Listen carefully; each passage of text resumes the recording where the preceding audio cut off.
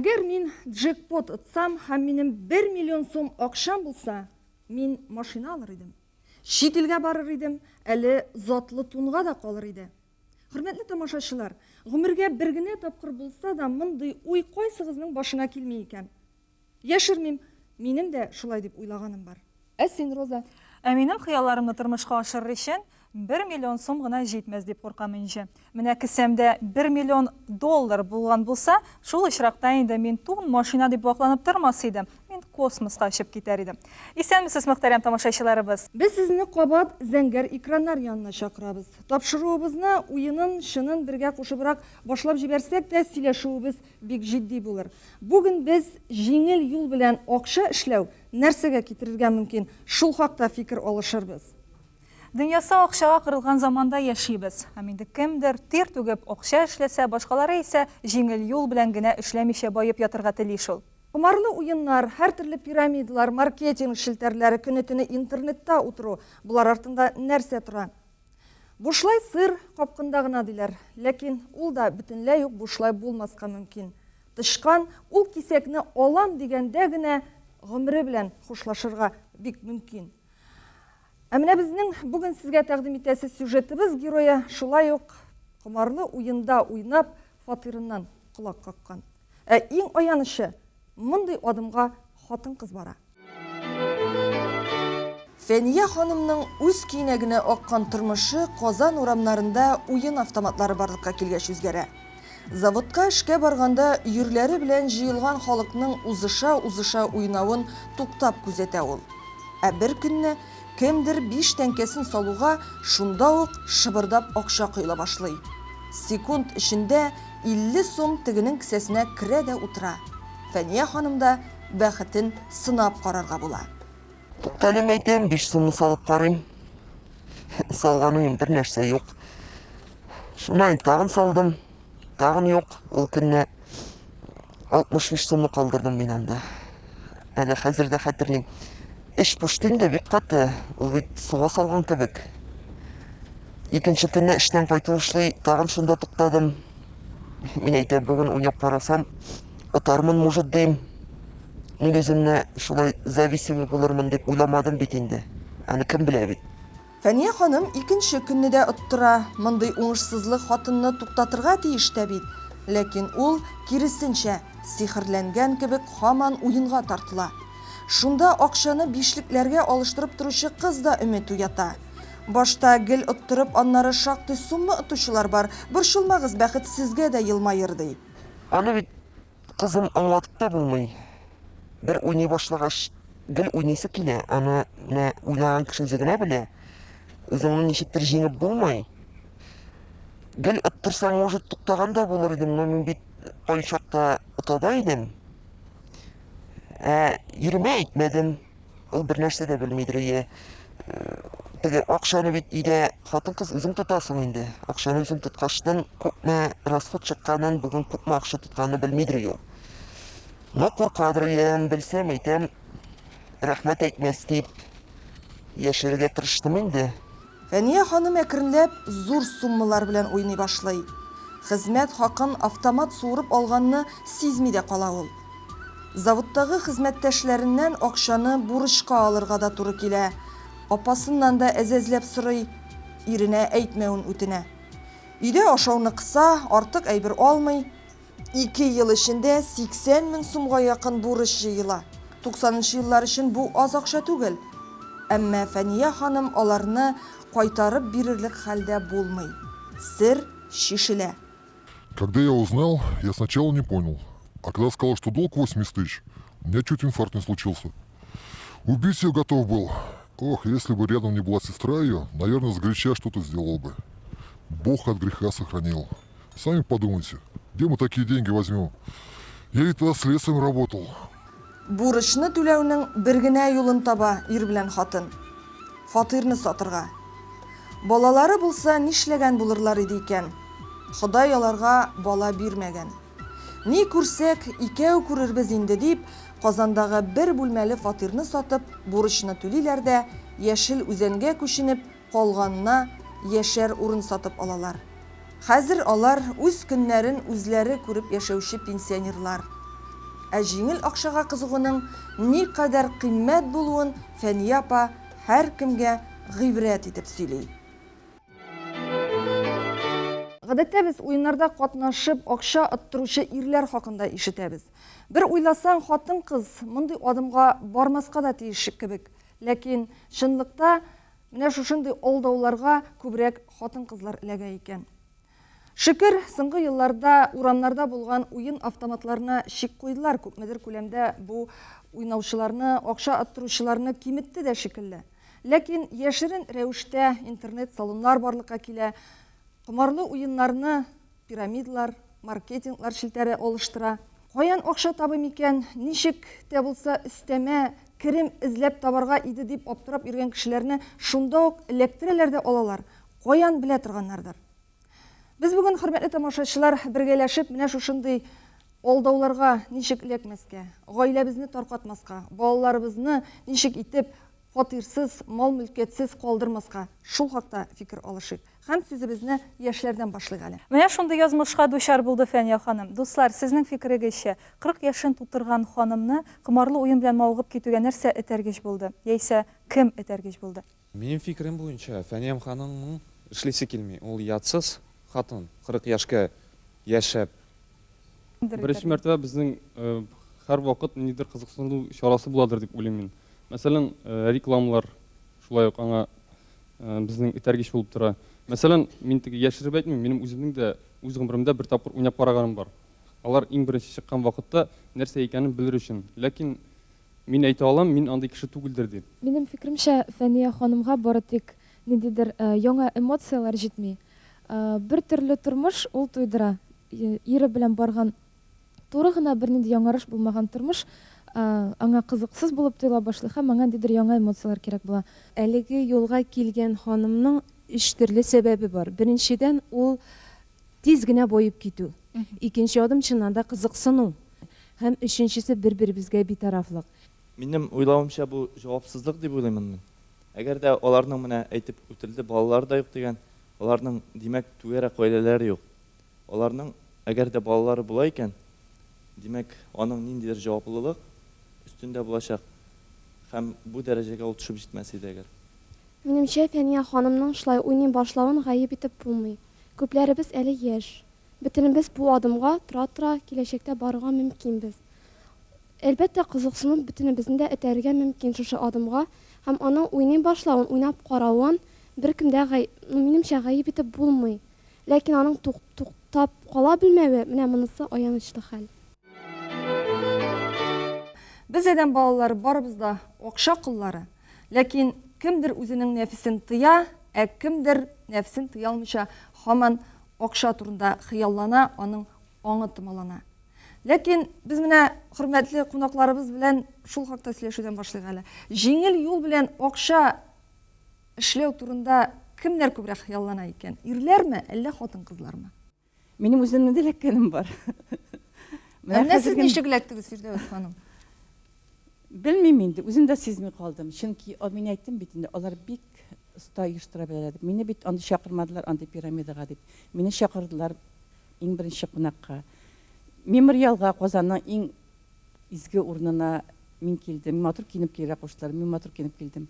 Анда күрсәттеләр берничә кешене, алар бит үзләре әлбәттә алар янында гел була, бер-ике без хөрмәт иткән атаклы или данлыклы кешеләр или фән кешеләре. Шундый кешеләрне үзләренә тартып алар чиновниклар. Миңа кешеләр чиновниклар. Мин әлбәттә шандым инде. Аларда булгач, димәк, монда шундый кешеләр булгач, мин генә ничек инде, мин ялгыш адым атлаганымны сизми дә калдым. Әмма ләкин берничә сәгатьтән соң, үткәннән соң, үз акчамны чыгарып биргәннән соң, мин аңладым, әмма ләкин соң инде. Мин хатынны күрдем, берничә елдан соң, Мерседеста җиргәндәге салон, матурлык салон ашканындагы. Башта исәнләшмәдем, әмма ләкин укыганнан соң, әҗәтне түләмәгән кеше үзенең балаларына нәзер калдыра дигәнне. Ансы дөрес бит инде. Аны әбиләр дә әйтәләр элек-электән.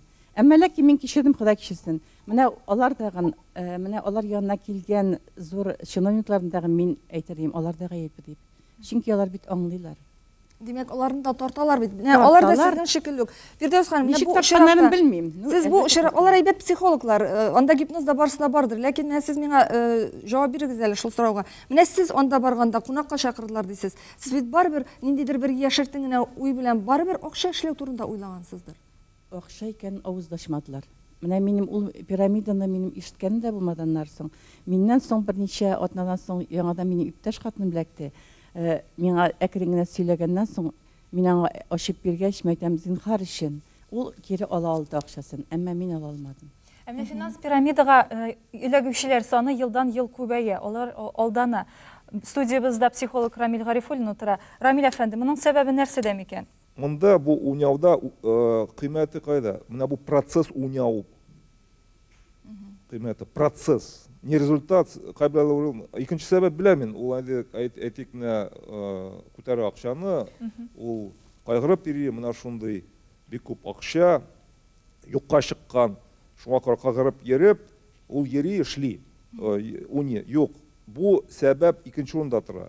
Иң мөһиме сәбәп процесс. Ул анда яши. Яшәгәндә ул яши. Бөтен авырышлар миңа әйтәләр. Менә мин уйнаганда мин яшим, мин нәрсәдер тоям, аны әйтеп сүз белән дә булмый. Мин бу вакытта Рамил әфәнде, менә яшим. сез әйтәсез, анда кешенең яшәешен карарга кирәк дип әйтәсез. Депрессия хәлендә ул гомумән бу тормышта нәрсә белән яши, аны менә шушы уенга китерә торган, шушы ләззәткә китерә торган нинди сәбәпләр бар дисез. Ләкин бит әйтик, мәсьәләнең икенче ягы да бар. Бу дөньяда акчасы да булган, хатыны да булган, балалары да булган, бөтен тормышы шәп булган, һәркем көнләшерлек булган кешеләр дә менә шушында уенга бара. Димәк, менә бу пунктлар бу кешегә кыйммәтләр түгел. Кыйммәтлек ценности, русча әйткәндә, ул бит бик катлаулы әйбер. Демәк, ул аларның кадерен белми. Менә бу пунктларда, сез әйткән пунктларда, ул кыйммәтләрне сизми. Беренчесе, икенче, монда рухи яннан шундый менә кыйммәт ул бик катлаулы әйбер, кыйммәт.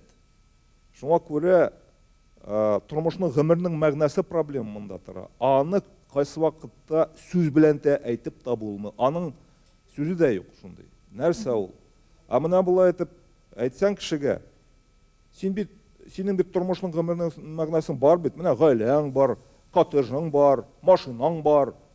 Ала да бу коттеджда асылып үлә. Әлфия ханым, әйтегез әле, менә сез бит инде үзегез шушы эчке эшләр органнарында эшли торган ханым, әйбит, сезнең тормышта мөгаен бик күп очрагандыр мондый хәлләр. Сез бит инде шушы уен автоматларын юкка чыгару белән шөгыльләнүче органның хезмәткәре. Сез бу нәрсәгә ничек карыйсыз? Бу игроманияга, пирамидаларга?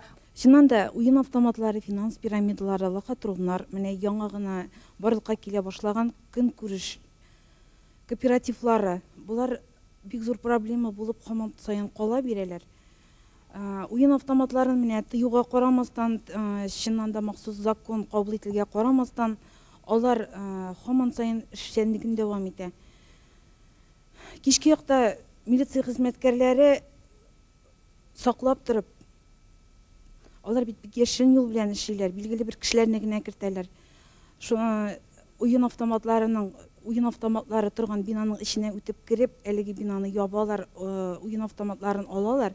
Ләкин әлеге бина бер көн, 2 көн үткәннән соң яңадан эшләнүен дәвам итә. Менә статистика китереп китәр идем. Агымдагы елның 11 аенда гына да барлыгы 10 меңнән артык уен автоматы, уен җиһазы алынган. Ноябрь аенда әлеге сон 3 меңнән артып китә. Менә шушы уен автоматлары менә әйе чынлап та әлдән әле аларны юкка чыгарып торалар, ул салоннарны икенче көнне кабат ачалар. Салонны ябудан мәгънә юк. Шул салонны ачып торучы, әнә шул оештыручы халыкны алдау юлы белән акча эшләүче, әнә шул намуссыз кешеләрен аның бит әле кулга алырга кирәк. Кузгатыламы аларга җинаять эшләре, утыртыламы алар решетка артына? Чыннан да бу бит әле уен салон ябыгына түгел, аларга карата җинаять эшләре дә ачыла. Аларга административный хукук бузулар буенча да җинаять җәзасы бирелә. Ләкин шуңа карамастан алар эшчәнлеген дәвам итә. Моның сәбәбе безнең законнар йомшак. Законнар йомшак, аларга бары тик ниндидер күләмдә штраф кына салына. Миңа калса, теләсә нәрсә булса да безгә иманыбызга кайтырга кирәк. Әгәр дә кешенең ішінде, үзінде иманы, үзінің Алласы бар екен, ул менә мондый кымарлы уеннарга бер кайчанда аяк басмас иде. Ләкин шулай ук медальнең икенче ягы дибез инде, әлеге дә баягы җәмгыятебез. Безнең җәмгыять халык өчен түгел бит. Җитәкчеләребез, чиновниклар үз тормышын кайгырта, халык турында ахырдан гына. Шуңа күрә безнең халык инде нәрсәгә генә ышанып карый, ышанып карый, алдана да, инде бәлки менә монсы дөрес булыр дип шундый уеннарга килеп керергә мөмкин.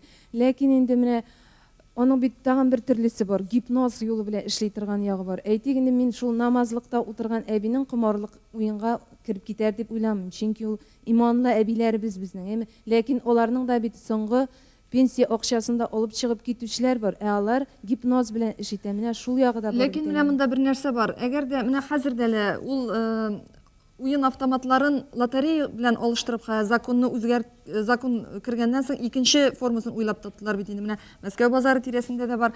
Ләкин бер нәрсәгә игътибар иткәнем бар. Менә шул автоматлар янында олы яшьтә булган, пенсиядә булган әбиләр уйный. Менә мин шаккатып китәм, Алла сакласын билгеле. Ләкин менә бу әбиләр ничек монарга килә икән? Алар бит инде бер уйласаң, тормыш тәҗрибәсен күргән, бик күп тапкыр алданып, җәмгыять тарафыннан да, кешеләр тарафыннан да ниндидер бер тәҗрибә туплаган кешеләр. Әбиләр дә бара бит. Алар ышаналар. Мин бәлки ул әби кичкенә вакытта уйнарга мөмкинлеге булмагандыр да, менә хәзер уйнап калыйм әле. Балык башыннан чири. Әгәр дә җитәкчеләребез бу эшне тамырдан чопса, бу хәл килеп чыкмас иде. Анда җитәкчеләр арасында үзләре үк шушы уеннарны түбә булып торучы кешеләр бар. Хәзер әйдәгез без танылган язучы, драматург Рабит Батулла фикерендә тыңлап карыйк. Ул безнең кунагыбыз. Сезне өстәл янына чакырабыз. Рәхим итегез, Рабит әфәнде.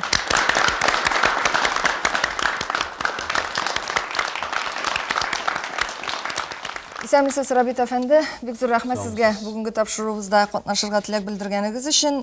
Менә сорауны без шундый сораудан башлыйк әле, әйдә кабат менә сюжетка әйләнеп кайтыйк та.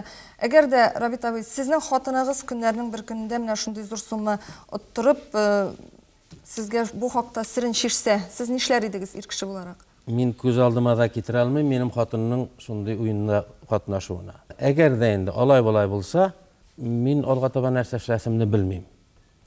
Чөнки Фәния ханым бер кызның акча атканын күргән.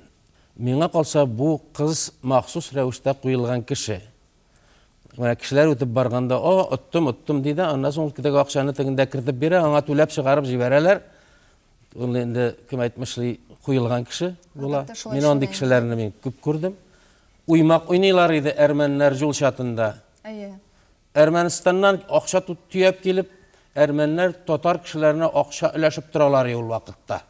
Байысыннар дип. Һәм шунда күпме кеше кан яшь түкте. Сез үзегез уйнап карамадыңызмы? Уйнап карамадым, чөнки мин аның алдау икәнен белә идем. Автобус белән үтеп барганда бер хатын шунда бер кеше бик күп утты да. Ул юкка чыкты, шуннан карап торам, автобус бик бит. Ул кеше каядыр тегендә артка китте дә, ундагы кара кушкылы чырайлы кешегә нәрсәдер акча бирде, аңа акча юкка чыкты. Бу куелган кеше әлбәттә.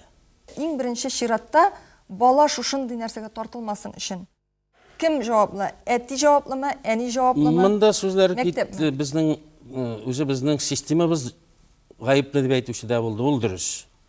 Мәчеттә дә эшләсеннәр иде дип әйтү дә дөрес. Укытучылар эшләсен иде, милиция эшләсен дип әйтү дә дөрес булар барса. Ләкин гаиләдә булырга тиеш иң беренче орлык, яхшы орлык. Гаиләсез без хәзер системаны үзгәртә алмыйбыз бит.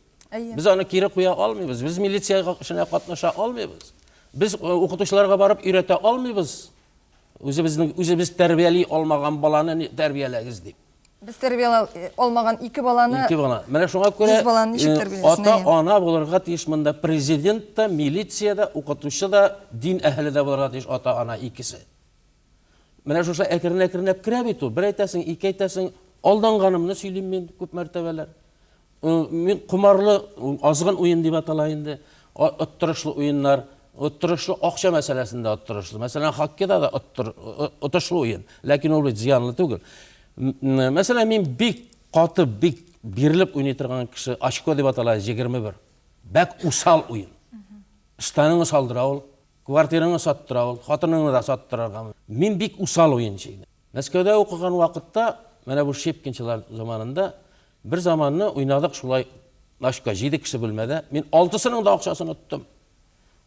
Бір айлық стипендия алған едік. 6-сы да стипендиясыз қалды.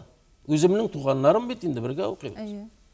Шуннан соң Дунайға айттым, Наил Дунаевқа. Әйдә гулять етіп қайтайық әлі, ақша көп біздің деп. Шығып кеттік та ресторан жабық болды, ол уақытта 11-де жабыладыр. Шушы ақшаларны кері ұшлап тұтып, қайтып жаңадан ойна, біздің тиінлер біле ойнап отыралар дегенде, жоқ ақшалары. Әйдә сен ойнарға тиіс, чөнки біздің тиінлер біткенше ойнарға тиіс. Отырдым тиінлер білен, бәттінесі шығып бітті. Өзімнің стипендияда, ішқында да мен аш қалдым. Шуннан соң мен қолыма карта алғаным жоқ. Демек, сіз өзіңізді тоқтаталдыңыз. Бұл қорқыныш әйбір екенін мен аңладым. Оттым бәхетлі. Құр'анда жазылған бейт. Құр'анны ашып қына оқырға керек бейт балақайларым. Бақара сүресінің 219 сүресін ашып қашасақыз, азғын ойындар, құмар ойындарының файдасына қарағанда зияны көбірек дей. Мен файда ішіледім өзіме ұтып, бәлкі костюм шығып алған болсам, шул келіш қалар еді. Ләкин, соңынан бейт, квартирымын ұттырдым фактически. Bir ay aş yaşarga tiyişedim men. Men bularning balalarıma söyledim. Bek kızganış halda qala turgan aybilar. Kişinin özünden de tura elbette. Kişinin anın şunday bir tege özüne göre bir berile turgan gadati var tege qutqa, şauqımga berile turgan gadatları da bala kişilerin. Lakin meni hazır şauqım ala almayındı. Siz meni neçe ойлайсыз? Менә bu уенга тартылу, bu гадәтме, ширме, нәрсә бу? Кемдер аурудай, кемдер тагын нәрсә? Ул ауруга әйләнә, башта ауру булмый ул. Менә мин ауруга әйләнгәнче ташладым ул әйберне. Ә кайберәүләр утармын дигән ана шул җиңел юл белән акча табарга тырышудан килеп чыга бу. Бу ничектер әйтеп инде мин балаларыма хәзер дә әйтә киләм, әтием дә әйтә килде. 100 тәңкә акча тапсагыз 1000 тәңкәгә чыгачак диде. Безнең нәселгә җиңел юл белән табылган акча килешми. Ничә тапкыр сыналган әйбер бу. Шуңа күрә мин дә балаларыма әйтә киләм. Зинһар сөйнә күрмәгез бушка килгән акчага. Һәм бушка акча эшләргә омтылмагыз. Құр'анны тагын ашып оқырга кирәк бит. Булганыннан канагат булыгыз дигән сүзләрне игътибар итәргә кирәк бит. Менә Аллаһка шөкер, мин бай түгел, мин фәкыйрь дә түгел. Ләкин мин иртәгә мине шүкерләр дип акшамны кочаклап та ятмыйм. Бәрәкәте булсын. Бәрәкәте булсын. Шушы бар булган тапканны үземнең гаиләмдә балаларым белән тәмләп ашарга язсын. Ни өчен соң кеше менә шушындай гыйбрәтле хәлләрнең булганын белә торып, без бит барыбыз да моның алдау икәнен белә торабыз, барыбыз шуңа бара торабыз. Ни өчен? Гаиләдә тәрбия җитми, Коръанны ныклап укымыйбыз җәмәгать. Монда барса Коръанда барса да язылган.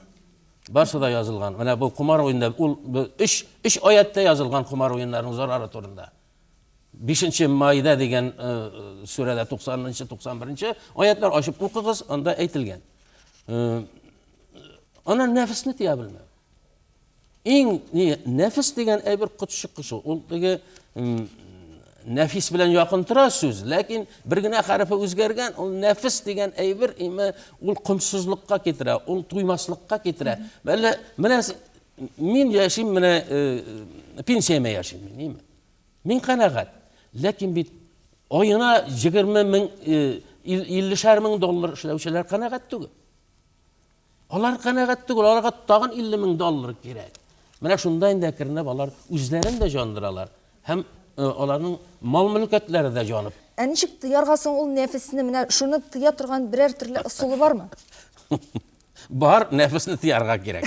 Ничек итеп? Борынгыларның алтын таптым, тынычлыгым югалттым дигән бик үтемле бер мәкале бар. Хәзерге дөньяда акчасыз бер нәрсә дә эшләп булмаса да, бәхет малда түгел. Шуңа күрә, хөрмәтле тамашачылар, иң беренче чиратта Рабит әфәнде әйткәнчә, гаиләгездәге тәрбиягә зуррак игътибар бирегез. Бу барыбыз өчен дә иң үтемле киңәш дип уйлыйм. Һәм гаиләдәге бәхет, гаиләдәге сау-сәламәт һәм акыллы балалар ул иң зур байлык, иң кыйммәтле алтын. Һәр тапкан тиенегез хәләл булсын.